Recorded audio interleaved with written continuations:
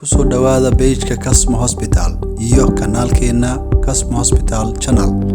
Haddii uu ku cajib geliyo muuqaalkeenan, ha hilmaamin inaad like saarto. Tobanka caado oo dhibaateeyo maskaxda. Qodobka koowaad ee waxyaabaha dhibaateeyo maskaxda waxaa ka mid ah sida cilmi baarisyo badan lagu ogaaday sokorta badan ee jirka galayso waxay mashquulinaysaa systemka waxayna ka joojinaysaa nuugitaanka nafaqooyinka sida fitamiinada, macaadinta.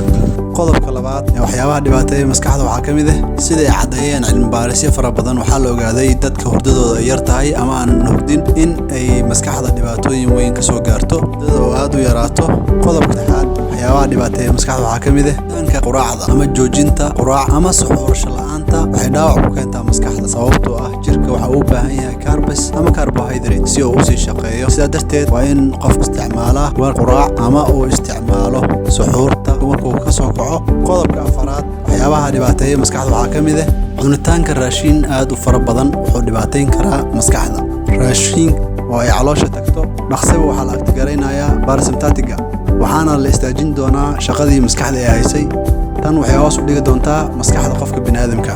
qodobka shanaad waxyaabaha maskaxda dhibaateeya waxaa ka mid ah multitask ama inaad qabato shaqooyin fara badan hal mar sida adigoo mobile fiirsanayo, inaad wax qortid, sida adoo sabuurad cashir dhageysanayo, inaad game dheeshid, sida adigoo iyo wixii lamid. waxaa la ogaaday maskaxda in aysan u dulqaadan karin hal shaqo wax ka badan. sida caadiga Ilaahay wuxuu ugu talagalay in hal shay uu qofka focus saaro halkaas shay ay wax ka keeni karo. laakiin haddii aad isku daydo inaad shaqooyin dhowr ah u qabato waxaad daalinaysaa maskaxdaada waxbana kuma qabsamayaan. qodobka lixaad waxyaabaha dhibaateeya maskaxda waxaa ka mid ah biyo cabitaanka oo yaraado. qofka cabitaankiisa oo yaraado wuxuu keenaa in jirka uu galo xaalad oon ah taasoo keeni doonto in maskaxda ay ku yaraadaan biyihii iyo nafaqadii gaaraysay waxayna keeni doontaa ugu dambeyn in dhaawac uu soo gaaro maskaxdaada. qodobka waxyaabaha dhibaateeya maskaxda wuxuu noqon doonaa cabitaanka sigaarka, shiishada ama tubaakada waxyaabaha la xiriiro sida xashiishka iyo sigaarka noocyadiisa kala duwan. waxaad ogaataa dhibaatooyinka ugu ba'an ee maskaxda gaaro waxaa mas'uul ka ah cabitaanka sigaarka iyo tubaakada waxyaabaha la xiriiro sida shiishada. qodobka sideedaad waxyaabaha dhibaateeya maskaxda waxaa ka mid ah alcoholka iyo waxyaabaha alcoholka la xiriiro sida bensiinka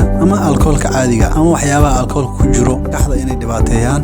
qodobka sagaalaad waxyaabaha dhibaateeya maskaxda waxaa ka mid ah dadka shaqeeya ayagoo jiran in ay sii siyaadiyaan stresska maskaxda ku dhaco ama xanuunada maskaxda ku dhaco. marka waxaa fiican qofka inuusan shaqaynin xilliga uu xanuunsan yahay si uu u helo jirka jaanis uu kaga adkaado xanuunkii. qodobka tobanaad waxyaabaha dhibaateeya maskaxda waxaa ugu dambeeyo lack of exercise ama jimicsi la'aan. fadhiga badan iyo jimicsi la'aanta waxay keentaa in maskaxda ay dhibaateyso sababtoo ah maskaxda shaqadeeda waxaa qayb ka ah in jirka uu shaqeeyo. haddii muddo dheer qofka uusan isa shaqaynin ama jirkiisa uusan exercise siinin ama jimicsi waxaa imaan doono in maskaxdana shaqadeeda ay gabto. sidaa darteed qofka waxaa ku habboon in uu jimicsi sameeyo ugu yaraan 30 daqiiqo maalintii oo socda ama in ka badan.